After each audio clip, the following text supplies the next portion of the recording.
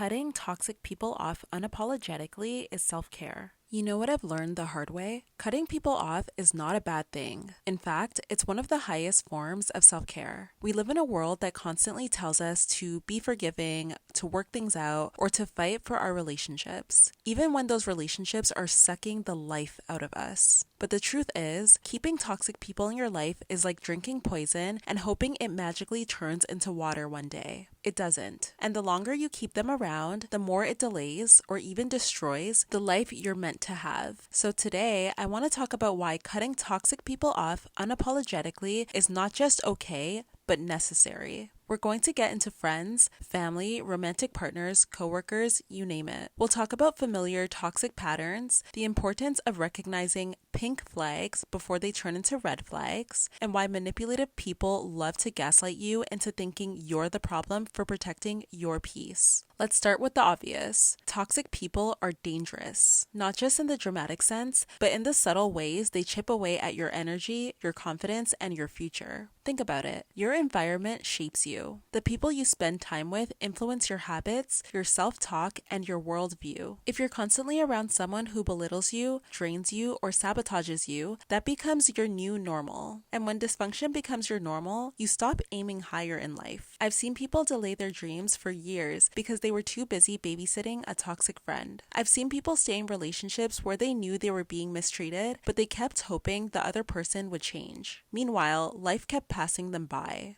Keeping toxic people around doesn't just waste your time, it literally reroutes your entire life trajectory. When you keep toxic people in your life, you're enabling their bad behavior. I know that's hard to hear because many of us see ourselves as loyal or understanding, but loyalty to someone who's destroying you isn't actually loyalty, it's self-sabotage. Every time you let someone mistreat you without consequences, you're teaching them that their behavior is acceptable. And not only does it reinforce their bad behavior, it says something about your self-esteem. If you truly believe you deserve respect, love, and peace, you won't tolerate disrespect, manipulation, and chaos. Period. Toxic people thrive on access. They rely on you not having boundaries. They rely on you being scared of being mean. They rely on you prioritizing their comfort over your peace. So when you finally cut them off, you're not only protecting yourself, you're sending a message that the old dynamic is dead. A lot of us get trapped because we ignore the early signs, or what I like to call the pink flags. We've all been there. Maybe it's a friend who makes those little jokes at your expense, and you laugh it off because you don't want to seem sensitive. Maybe it's a partner who shows jealousy in cute ways at first, but deep down you feel uneasy. Or maybe it's a coworker who's always gossiping, but you just tell yourself, that's just their personality.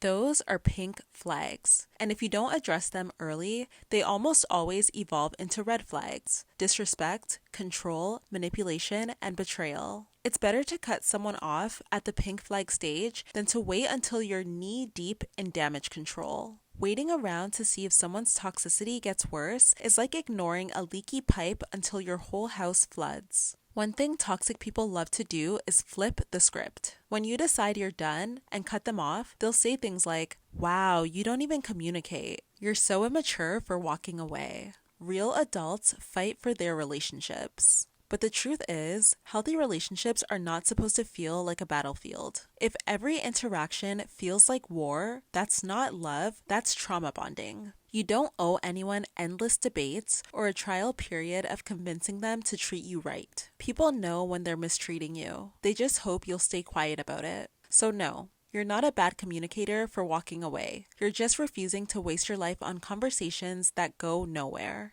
Prioritizing your peace doesn't make you immature, it actually makes you wise. Now, let's break this down across different areas of life. Starting off with friendship. A toxic friend will disguise their jealousy as jokes, their sabotage as advice, and their manipulation as loyalty tests. If you constantly feel drained after hanging out with someone, that's not your friend, that's your enemy in disguise. Next, family members. This is the hardest one because we're taught that family is everything. But blood does not give anyone the right to mistreat you. If a family member is abusive, controlling, or manipulative, cutting them off might be the very thing that saves your mental health. Moving on to romantic partners. Love is not enough to excuse toxicity. You can love someone deeply and still not be able to build a healthy life with them. Staying with a toxic partner doesn't just cost you peace, it can cost you years you'll never get back. And lastly, coworkers. Sometimes toxicity shows up at work. That one colleague who gossips, sabotages, or constantly creates drama can make your job feel unbearable. Setting boundaries or even distancing yourself from them socially is an act of self-care. We need to normalize the idea that peace is more important than confrontation. Some people will say, "But you don't want closure?" No, I want peace. Closure is often just another way for toxic people to manipulate you back into the cycle. Confrontation isn't always necessary. You don't need to sit someone down and give them a 30-point PowerPoint on why they're toxic. If they were capable of respecting you, you wouldn't even need that conversation. Walking away silently, without fanfare, is sometimes the most powerful boundary you can set. The moment you start cutting toxic people off unapologetically, you'll notice that your life accelerates. You suddenly have more energy, more creativity, and more confidence. Opportunities start showing up because you're no longer being weighed down by negativity. You stop second-guessing yourself, and you start dreaming bigger. Toxic people block blessings. They distract you, drain you, and delay you. Once you let them go, you get back in alignment with your purpose. Bottom line, cutting toxic people off is not cruel, it's not immature, and it's not selfish. It's self-care. The people who deserve access to you will never make you question your worth, your peace, or your sanity. Everyone else, let them go. No explanations, no guilt, just peace. And remember, protecting your energy isn't about proving anyone wrong, it's about proving yourself right. You deserve a life free from chaos, and you deserve people who uplift you. And the moment you decide to stop tolerating toxicity, you'll finally start living that life. If this resonated with you, consider it your wake-up call. Stop waiting. Stop hoping people will change. Prioritize your peace, because cutting toxic people off unapologetically is the ultimate form of self-care. Alright guys, that is all for today's video. If you guys want to keep up with more of my content, you can follow me on Instagram and TikTok at Reina Safo. Let me know your thoughts in the comments, and I'll see you guys in the next one. Bye!